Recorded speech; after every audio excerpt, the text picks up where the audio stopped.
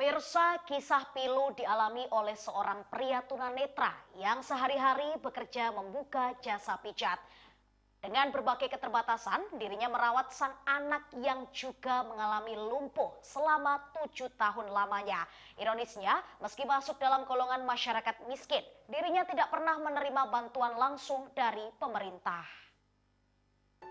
Hidup penuh perjuangan tersebut dialami oleh Sandiman berusia 57 tahun, warga Pedurungan, Kota Semarang. Tinggal di rumah kecil di tengah pemukiman, Sandiman penyandang tunanetra.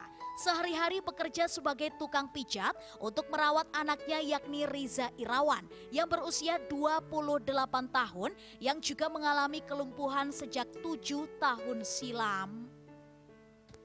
Bahkan jasa pijat yang ia lakoni tak mampu mencukupi kebutuhan anak dan istrinya yang juga mengalami keterbelakangan mental.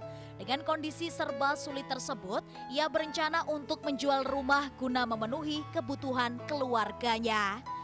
Di kamar yang sempit ini, anak Sandiman yakni Riza Irawan atau Wawan berusia 28 tahun yang merupakan warga Kelurahan Pedurungan Tengah RT 4 RW 1, Kecamatan Pedurungan, Kota Semarang, setiap hari hanya bisa terbaring di tempat tidur.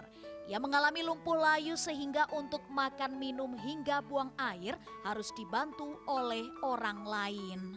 Tidak hanya kondisi kesehatan satu keluarga itu saja yang memprihatinkan, namun kondisi ekonominya juga mengalami hal yang sama. Kebutuhan sehari-harinya hanya mengandalkan upah yang didapat oleh Sandiman yang bekerja sebagai tukang pijat. Sandiman bercerita, sejak lahir putranya sudah sakit-sakitan dan sekitar 7 tahun lalu mengalami lumpuh layu. Penghasilannya yang tak seberapa dan tak menentu selalu habis untuk biaya pengobatan dari sang anak tersebut.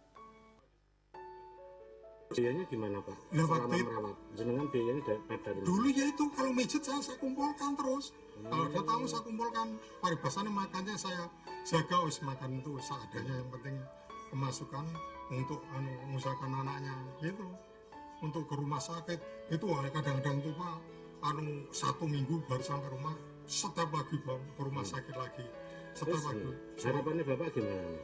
Ya saya cuma harapan saya mudah-mudahan ya ini Pak, setelah ini saya bisa Pak, bisa kembali bikin kayak rumah di sana biar ada yang saudara-saudara saya kan di Wonogiri kan banyak, jadi ada yang bantu untuk ngangkati untuk. Sementara itu, istri Sandiman yakni Holifah berusia 50 tahun hanya bisa bersabar untuk menghadapi ujian yang menimpa keluarganya. Kendati begitu, ia kerap menangis melihat putra-putrinya yang tumbuh tidak seperti anak normal lainnya.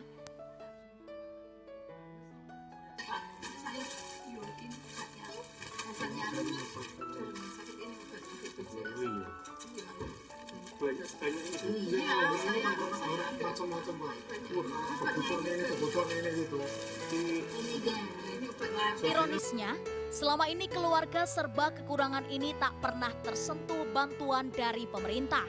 Untuk menyambung hidup, Sandiman dan keluarga berencana untuk menjual rumah guna memenuhi kebutuhan dan pulang ke kampung halaman di Wonogiri. Heru Wibawa, Semarang TV.